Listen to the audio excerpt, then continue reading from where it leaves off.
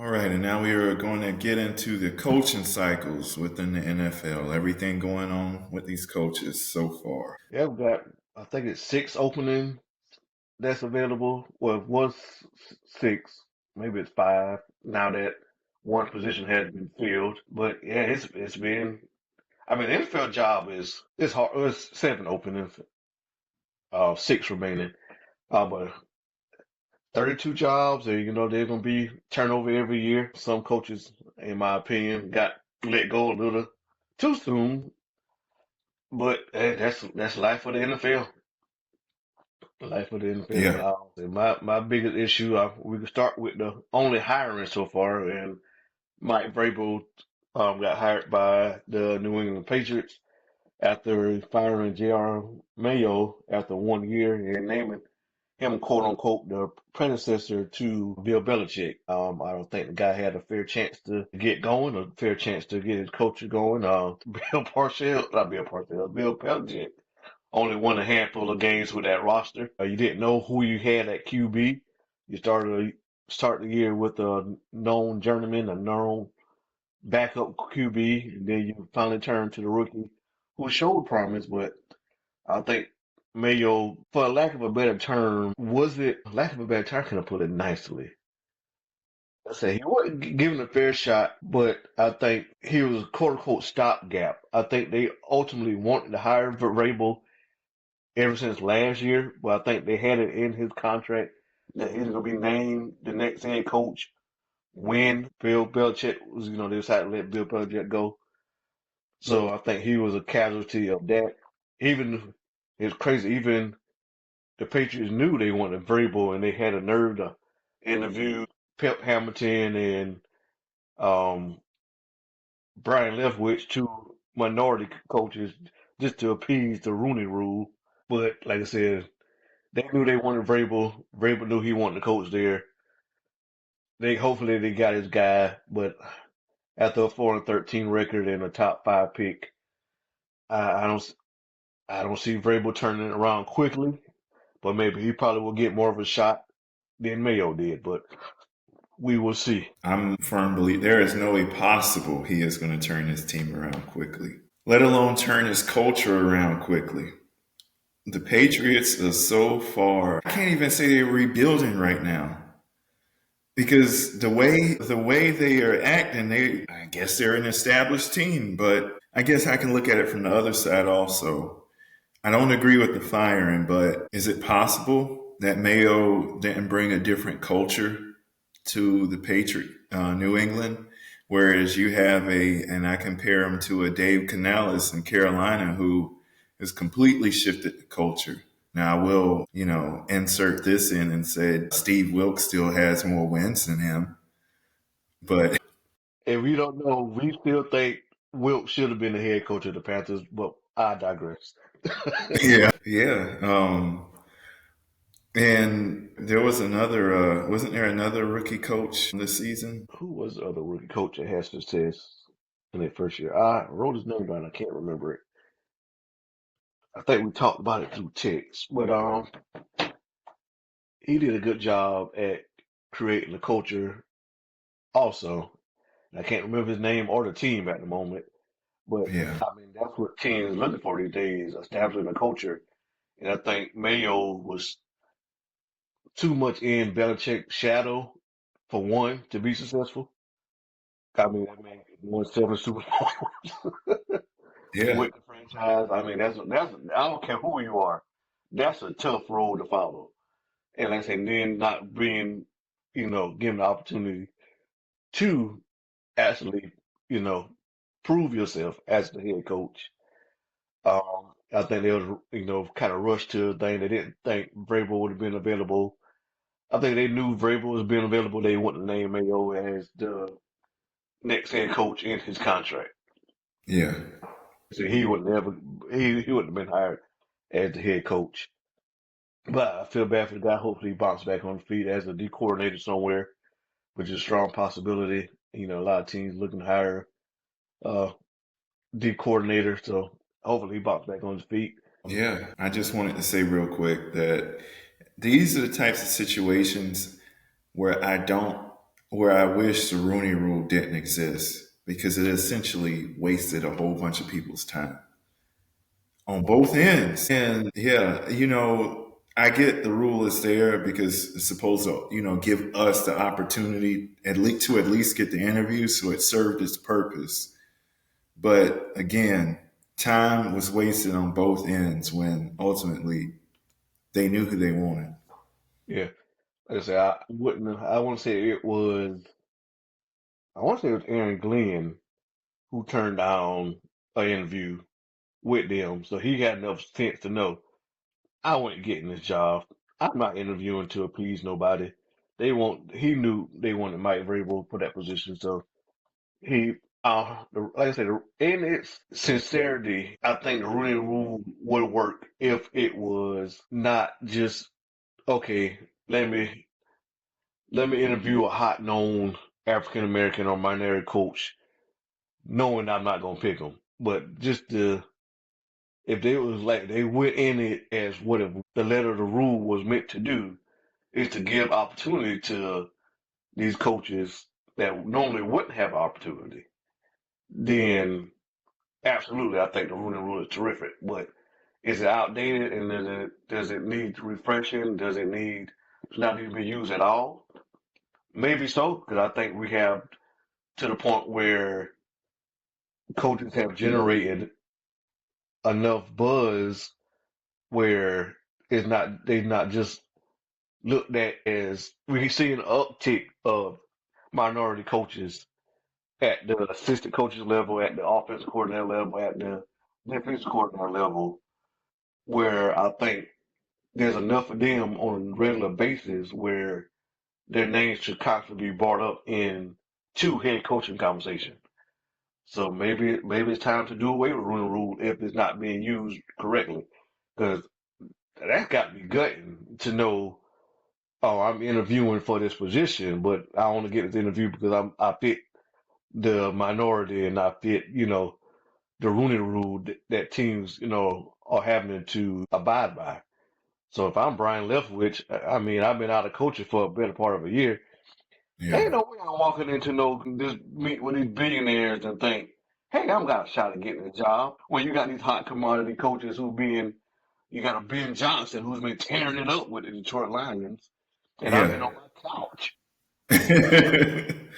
not coaching for the last part of the year, and I mean, there's no way you would think I'm getting this job. So it's maybe an outdated rule, maybe so need to be updated. But like I said, I'm like Aaron Glenn. If I'm not, don't think I got a shot, and I'm just appeasing the Rooney Rule, and I'm not taking interview requests.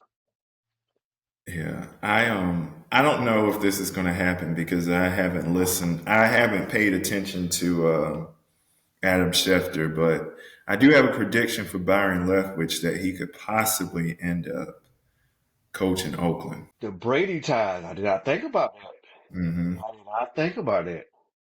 I don't know if his name come up in that coaching cycle because I heard Tom might want to reach out to Belichick because Belichick still technically hasn't signed his contract with the University of North Carolina. They would have to buy him out though, right? Yeah, he still owe a buyout, but I think it's like something like $10 million. So they knew there's a chance that he will leave early. So I don't think they made his ridiculous the buyout ridiculous. And a $10 million buyout to a multi-billion-dollar franchise is chump change. But Brian Leftwich in LA in Las Vegas. I can Yeah, I'm calling him. I can see I can see that happening. Like I said, I have to look into if they was actually, if the name was, if he actually interviewed. Let me see who has interviewed for that job. I can't believe I call him Oakland still. Okay, let's see who have they interviewed. All right, let's see. The Raiders have already held interviews with um, Ben Johnson, Aaron Glenn, the chief defensive coordinator Steve Spagnuolo, who shouldn't get another head coaching job in my opinion. The Baltimore offense coordinator Todd Monken, former Jets head coach Robert Stoller, Denver defensive coordinator Vance Joseph, and Pete Carroll. And just interviewed Rob Rivera. Mhm. So Brian Okay. Leftwich is not on their list at the moment. So I'm guessing Brady might be leaning towards a Ben Johnson. I think Brady input would probably be an offensive coordinator, offensive minded head coach. Yeah. But that list of names got a couple former head coaching candidates and current defensive candidates in the office. So it's kind of a mixed bag.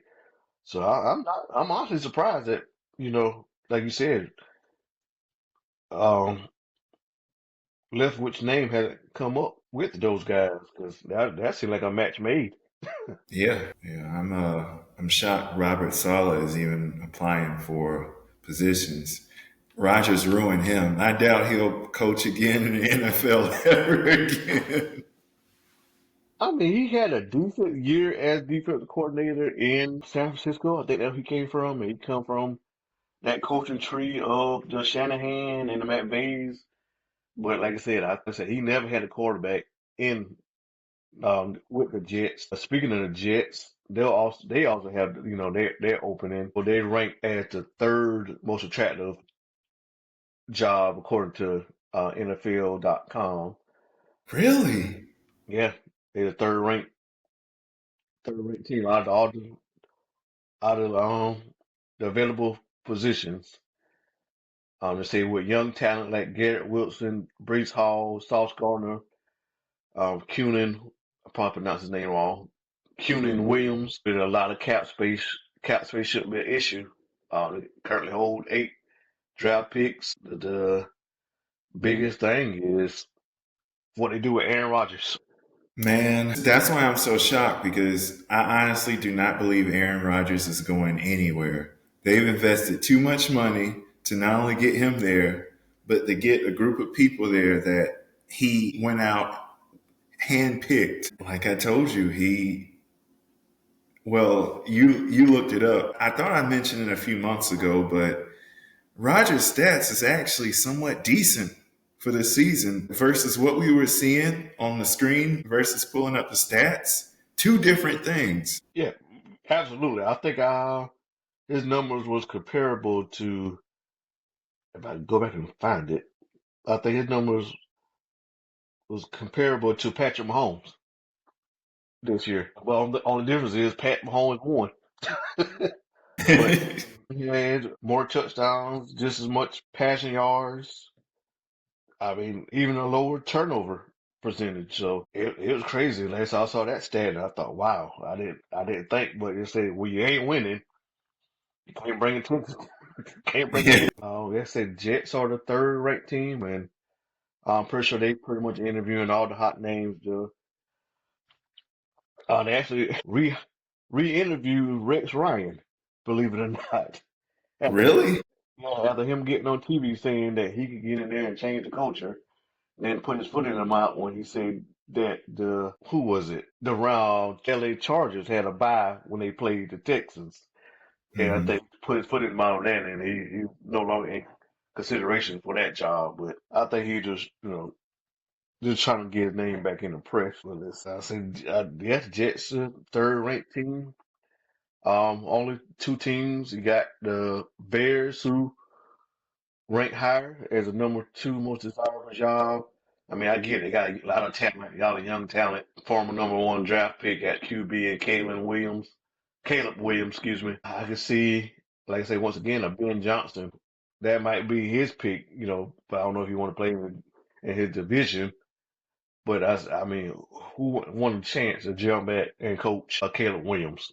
I mean, and kind of mold him in that second year. Speaking of Yeah. that, look at what going back to Canales, look what he did with Bryce.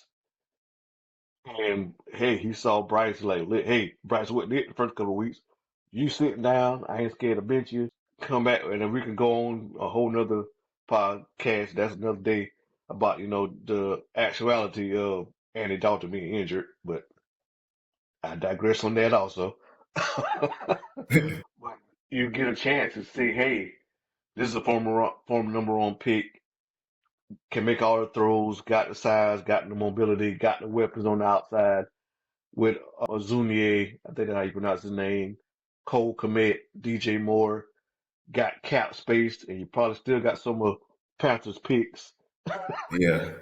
that they gave up. So you got the draft picks, you got the cap space. But only thing is the NFC North. I mean, you got three teams that made the playoffs Yeah. this year. So that's that'd be my only fear going in there. And you got the Vikings, you got the Packers, you got Detroit that you got to compete with and win. Possibly win 6 games just in your division to be good enough to make the playoffs. Yeah. You got those Um, teams you got to play. yeah. I know a lot of people are saying they're saying Mike McCarthy is one of the top for the Bears, but Yeah, his name has come I, up. for that offensive and all the weapons they have, I think Kellen Moore would be a better fit. Yeah, I could see Kellen Moore going and getting a chance to mold Caleb Williams as a former QB. I think he had a pretty good, I mean, Dak best years was with Kellen Moore as a play caller and not Mike McCarthy. Yeah. I mean, that tell you anything. I mean, I would definitely lean towards Kellen Moore. If Ben Johnson takes another job first or decides not to take that Bear job, but I mean, you only get 32 do these jobs is available. So, but I the Bears, I mean, like I said, they got talent. They got a young QB. I say you could get somebody who can be, you know, that could tap into Caleb Williams' success. Like what you saw in Denver with Bo Nix. Bo Nix and Sean Payton. So I say that's a matchup. I could see Kellen Moore going to the Bears at Yeah. the 2 ranked team, and surprisingly, I don't see how, but some way somehow the Dallas Cowboys has been ranked as the most best available head coaching position. How? Just I don't understand this between the Jets and the Cowboys. With the Jets, Aaron Rodgers, all he got to do is go to the GM and say, "I don't want him here anymore," and you gone, you fired. And then with the Cowboys, you're working under a owner who essentially just wants you to sit back and be a yes man. You can't even do your job. Yeah, yeah, but one of the biggest things coming up is prime time. But I think in order for prime time to come, I think Dallas will have to trade up maybe if they want a shot or trade during the draft to get Shador. Because I think that was Prime said in an interview that the only reason he would, leave Buffalo is to continue to coach his kids at that level. So at the next level. But I don't see Dallas being in position to draft Shador. I think Shador will be long gone by the time they draft. But Yeah, a former Cowboy or former player which I totally disagree with Primetime because I think Primetime will take away from Jerry Jones, him being a media seeking GM owner, whatever it is. You see every week, yeah, yeah, yes, yes, you see Jerry Jones, all the phones and the recording devices around him. Like, man, I'm pretty sure he's covered in spit after he's done with them. Pretty sure he got sanitize these devices, them things in a man's face like that. But he, I think Primetime would steal some of his thunder, so to speak. he would. I mean, I don't see them two getting along because of that. Because they both want the spotlight. Yeah, yeah. Like I saying that'd be a tough one. I don't know. I think the Panthers kind of played. I hate to keep going back to the Panthers, but their ownership was what turned away a lot of people from taking that job last year because they didn't want to deal with, you know, quick trigger temper. Yeah. Who's fired, multiple soccer coaches, multiple head coaches. So. I think I don't see how that the most. I mean, you got Dak. Well, he's coming off of what was it? Hamstring injury. You got CeeDee Yeah, Lamb. You got Michael Parsons. Parsons. I mean, you got talent, but and you got a winnable division. But like I said, I don't know. I don't know who wants to coach Dallas dealing with Jerry Jones every week. yeah. And just got to give once again a quick shout out to Canales, who somehow we no longer see Tepper anywhere involved with the Panthers. I don't know what Dave Canales did, but he truly changed the culture, both for the players and the staff, and up to the owner. Yeah, I mean that. Like I said, if I guess Jerry Jones got to take notes from David Tipper and back off a little bit and see get like I say like I say Jerry still is the GM, still the owner, and like I say I don't know how that camaraderie will work with like I say him and Prime, but like I said he had to. I don't know. Like I said I could see probably a no name. It's gonna be a left field pick. I don't think it's gonna be a pick that we think it's going to be. I mean, I said, they really don't need help on defense. They really don't need help on offense. They got established offensive unit, established defensive unit as far as players wise. So I think you could hire a defensive coach. I think you just need a leader of men and somebody who could be able to deal with Jerry Yeah, in that role. So, and the other two openings, which Jacksonville and New Orleans, I think New Orleans is a hot mess, but was hot mess. I don't know who's the quarterback. The aging defense, the aging offense should be a complete blow up, a complete rebuild for the Saints. But hmm I'm seeing Aaron Glenn, former player for the Saints. I can see Aaron Glenn taking his talents down to New Orleans as a former player and to establish that winning culture again down in New Orleans. yeah, But like I said, Rizzo, they feel in they won a couple games, but he's obviously getting attention, but bad cap. They'll have much cap space. Derek Carr, if he comes back, is the presumed starter. Now, Um, I just want to cut in right here. I don't see him being a starter because before he got hurt, if you remember, he had a wide receiver core that didn't care for him at all, and they made it known. Yeah, they made it known publicly. oh yeah, so that's it. That might be a blow up, but like I say, it's NFC South, and hey, 9 wins, 10 wins. Hey, you win the division. So that's the best part about the Saints. They can win the division. And then we got the Jacksonville Jaguars who retained the GM but fired Doug Peterson after 3 seasons of with making a playoff his first year, but that's about it. But you got Trevor Lawrence, who's I want to say maybe what 3 4 years in now, four Yeah, maybe just because he just signed a big contract. So you got Trevor Lawrence. You get some weapons around Trevor Lawrence. I'll figure out what's going on in that defense, and and it's in Jacksonville. I mean, another winnable division, AFC South. You got Houston, you got the Colts, and you got Houston Colts, Jacksonville. Who's the other team in the AFC South? is it? Miami is the East, believe it or not. Tennessee.